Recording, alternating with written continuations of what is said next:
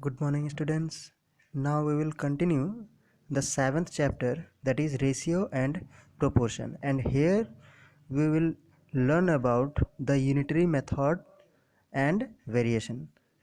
So, the word unitary, this word unitary comes from the word unit, and unit means one.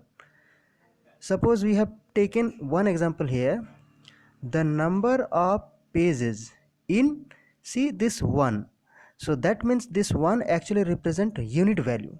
So the number of pages in one book is equal to 75.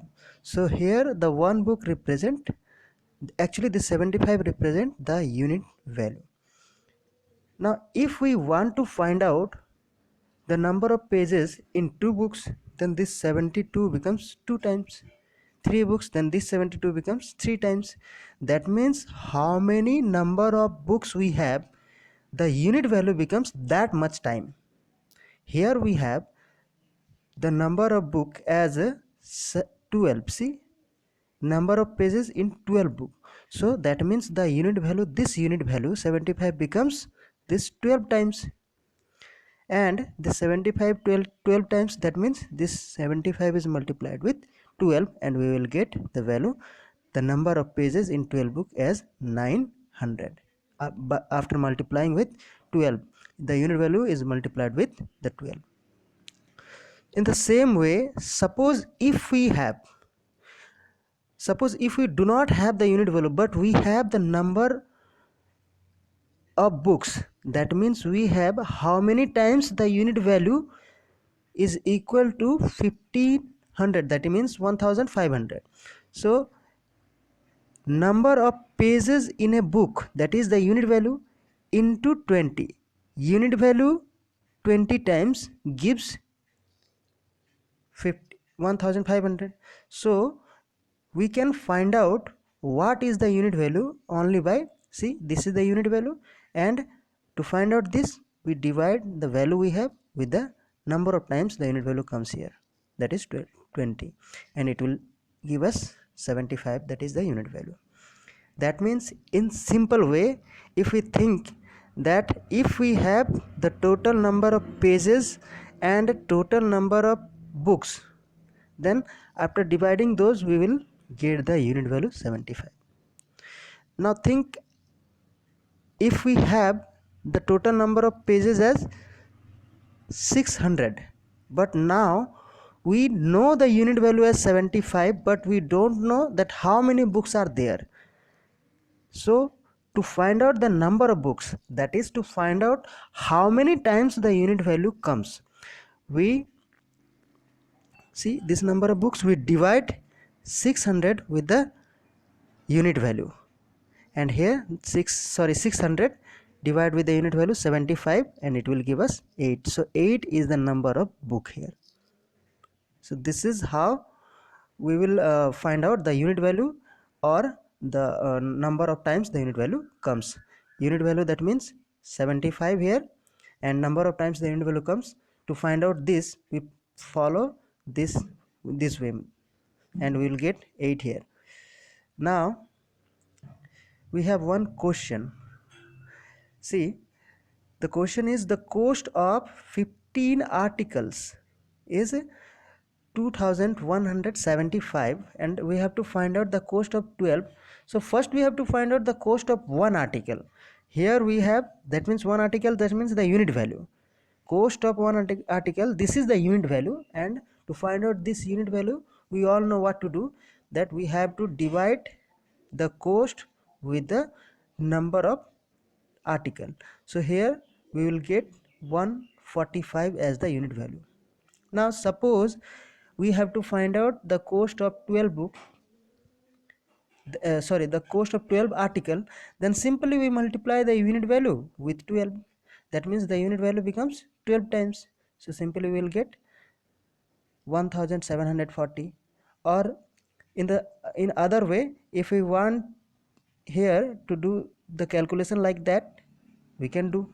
That means we simply, to find out the cost of 12 article, we simply do what, we just divide the total value with the number of times it come, and then it is multiplied with 12. So this fraction actually gives us the unit value, and when it is multiplied with the value 12, we will get the cost of 12 books. So we also get the same value for this also.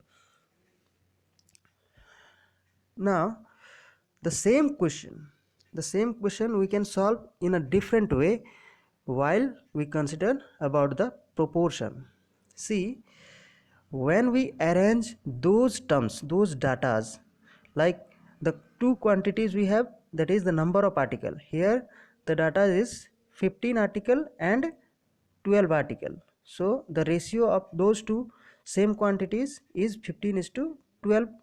Now the number of the cost is the second quantity. So one cost is divided with another cost. Suppose we consider the cost of 12 book as x. Okay, rupees x, it is rupees x. So this ratio becomes 2175 is to x.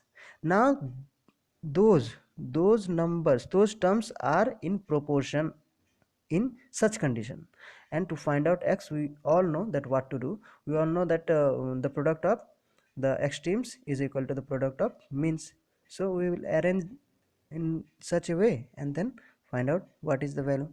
So we'll get the same value, that is 1740. So this proportion actually is a part of variation.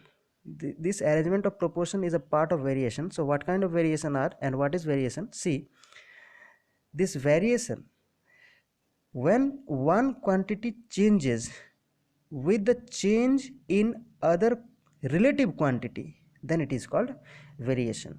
Variation are of two types: direct variation and inverse variation. Let's see first about the direct variation. Actually this is an example of direct variation. See, this 15 is to 12 is to proportion to 2175 is to, for this value 1740 is actually in the direct variation. Here when the one quantity like 15 article decreases to 12 article, then the cost 2075 also decreases up to the value 1740. Let's see, we have two quantities. One is number of books and the cost of that number of book. First we have 3 books and the cost is rupees 435. Suppose the number of book increases to 6, here the cost also increases. Number of book increases to 12, the cost also increases. So that means what we found, that if there is an increase in one quantity, here it is number of book, then there is a change with the same type of change, that is increase in the second quantity, that is cost also increases. Now see this example. If we have the number of pencil and number of packets, 50 pencils are contained in 10 packets. Now if we reduce the one quantity, that means it will become 25 pencils. So the number of packet becomes 5. If it is 20 pencil, the number of packets become 4. That means here one quantity decreases, and with this decrease the other quantity also decreases. See, so this is what we called the direct variation, when one quantity increases with the increase of other relative quantity, or the one quantity decreases with the decrease of other relative quantity, then it is said to be in direct variation. See, there is a condition for direct variation. That means always when the two quantities are divided, this always gives a constant. See, the two quantities are divided, it gives a constant.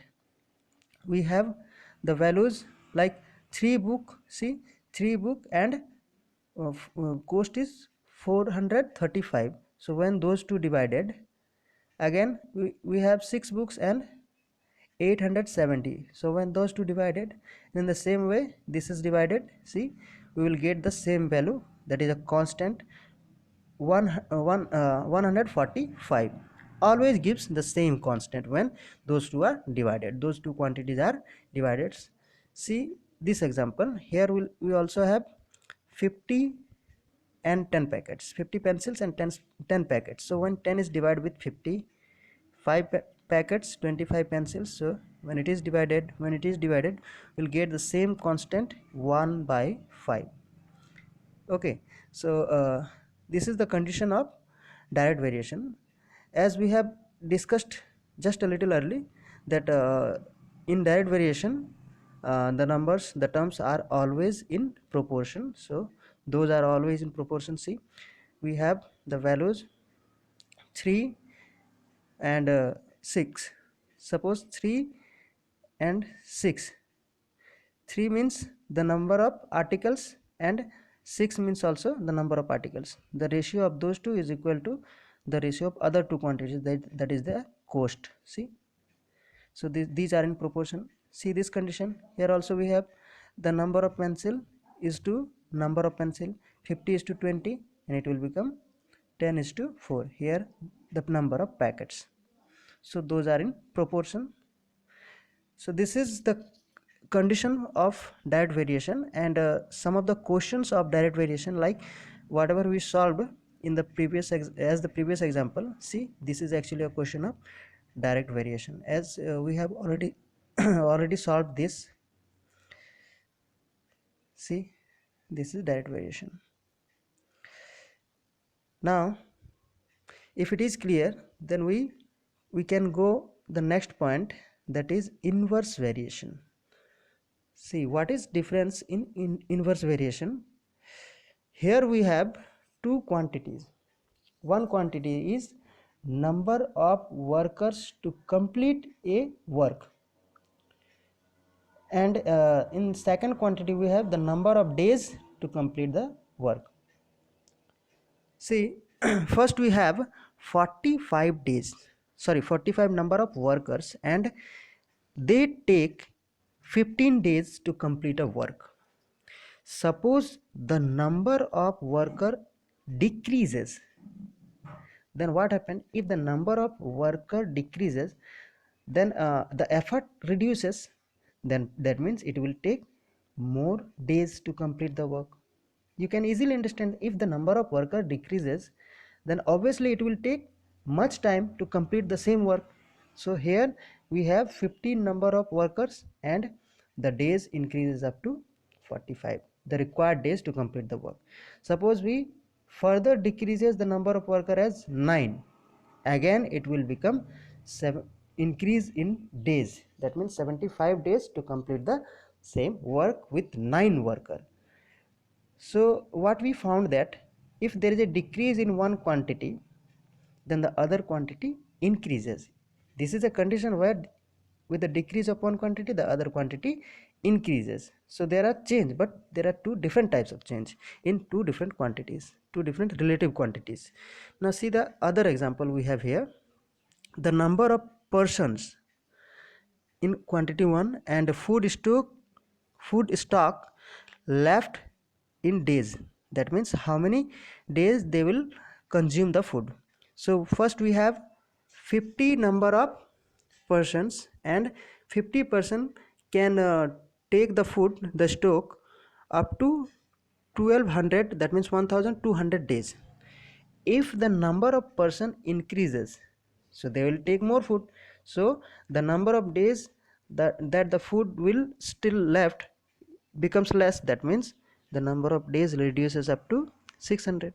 Now if more number of persons come, then the number of days the food left is less. So what we found here, we found that if there is an increase in one quantity, there is a decrease in other quantity. So here with the increase of one quantity, there is a decrease in the relative quantity. So this is also what we call the inverse variation, the condition for inverse variation. So see, in inverse variation, one condition is followed always: the product of two quantities always remain constant. See how? Here we have the two quantities as 45 and 15. So the product of two quantities is equal to 675. Now see the second condition. Here we have 15 into 45, again 675. If we have 9 number of workers, then the days required is 75. So 9 into 75 also 675. So we found that always the product of two quantities remains constant when the quantities are in inverse variation. Now see this one. Here also we have the product of two quantities 50 into 1200 is equal to 100 into 600 and is equal to this 150 into 400, which is always a constant. Now we have some questions to solve. See, we have taken the initial condition like any of those. Like suppose we have given that the if a piece of work is completed in 75 days by 9 workers, then we have to find how many workers can complete the same work in 5 days. So as we know that we have the number of days and number of workers as 45 number of workers and 15 days required to complete the same work. So the product will remain same, the product of two quantities will remain same. So here we have the number of days as 5 and we consider that X is the number of workers required to complete the work in 5 days. So the product here in inverse variation, the product will remain same. So we arrange those terms like this, and finally we solve for this unknown value X and we will get what 135 workers required. Now see one more example we have. How many days will take by 225 workers to complete the same work? Now we have the number of work and we have to find the number of days. So we will arrange in the same way because we all know that the product of two quantities always remains same. So here we consider that number of days is equal to X. So the number of days is one quantity and multiplied with the other quantity, that is number of worker. So it will X into 225 and this product will be equal to the product of other two quantities. Here we have the two quantities as 15 into 45. So this X into 225 is equal to 15 into 45. So the product will remain same. This is the condition of inverse variation. Now see, for the value of X we can solve like this and we have 3 days as the answer. Now you have some of the maths in your exercise 7.3, so you can solve all those math and you have to try to solve by your own. Thank you class, have a nice day.